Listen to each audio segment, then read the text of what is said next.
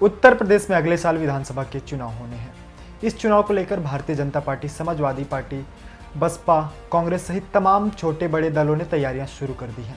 विपक्ष जहां योगी सरकार को सत्ता से उखाड़ फेंकने के लिए लगातार उनके काम में कमियां गिना रहा है, वहीं दूसरी तरफ भाजपा पिछले 4 साल में किए गए अपने काम के बल पर फिर से 300 प्लस सीटें लाने का दावा कर रहा है। भाजपा के 300 से अधिक सीटें जीतने के दावे पर समाजवादी पार्टी के राष्ट्रीय अध्यक्ष अखिलेश यादव ने कहा कि सबसे पहले सपा ने कहा था कि सभी वर्गों के साथ समाजवादी पार्टी 2022 के चुनाव में 300 से अधिक सीटें जीतेगी।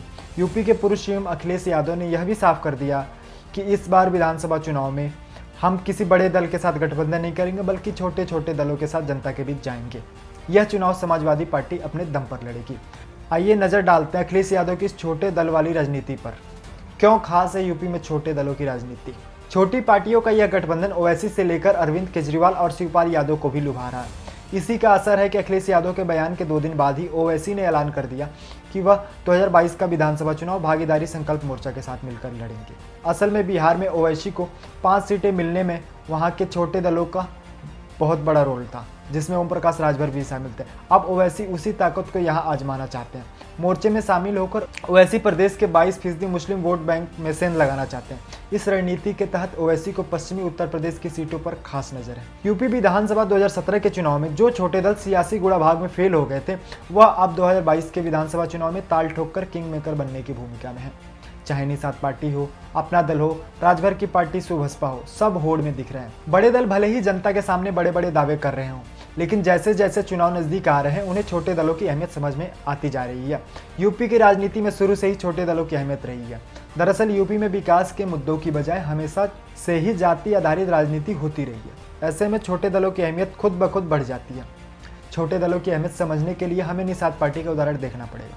गोरखपुर से खड़ी ही और अब उप मुख्यमंत्री देने का दावा कर रही है। पार्टी गठन से लेकर अब तक निषाद पार्टी दावा कर रही है कि वह सूबे में निषादों, मछुआरों, मल्लाहों के अधिकारों को लेकर लड़ाई लड़ेगी। वहीं अपना दल और सुबसपा भी इसी खांचे में फिट बैठते हैं। यूपी में छोटे दलों को देखें तो यूपी में 2 तरह की छोटी पार्टियां हैं। एक जो समुदाय विशेष से निकलकर पार्टी का गठन करते हैं और दावा करते हैं कि वो जाति और अपने समुदाय विशेष के अधिकारों को लेकर लड़ाई लड़ेंगे। वहीं दूसरे प्रकार के दल बड़े दलों से निकले नेता बनाते हैं और अपनी व्यक्तिगत छवि भुनाने की कोशिश करते हैं। शुरुआत में वो समुदाय विशेष के लोगों के अधिकारों की बात करते हैं या व्यक्ति विशेष के पद चिन्हों पर चलते हैं। ऐसे में यूपी जैसे बड़े राज्य में जहां सबसे ज़्यादा आबादी बसती है और कई जाति समूह भी हैं, वहां छोटी जातियों का समीकरण बड़ा खास हो जाता है।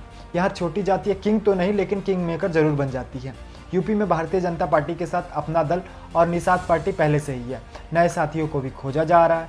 इनमें आरपीआई, जदयू और वीआईपी सहित अन्य दल हो सकते हैं, जबकि समाजवादी पार्टी अभी राष्ट्रीय लोकदल और महान दल के साथ है। पश्चिमी यूपी में चंद्रशेखर आजाद की पार्टी से गठबंधन की बात चल रही है। हाल ही में सपा प्रमुख अखिलेश यादव और आम आदमी पार्टी के यूपी प्रभारी संजय सिंह की मुलाकात के भी सियासी मायने निकाले जा रहे हैं। अब 2022 के चुनाव में ये छोटी जातियों का समीकरण कितना कारगर होता है, ये वक्त बताएगा। लेकिन यूपी की राजनीति में इन छोटी पार्टियों की अहमियत को भूल भी नहीं सकते, क्योंकि फिजूल में ही संजय निषाद उप मुख्यमंत्री और ओम प्रकाश राजभर सीएम का सपना नहीं देख रहे। लेकिन भारतीय राजनीति 21वीं सदी में अलग ही दिख रही है, जहां जनता जाति के साथ काम और विकास को भी तवज्जो दे रही है। अभी के लिए इतना ही। देखते रहिए द यूपी खबर।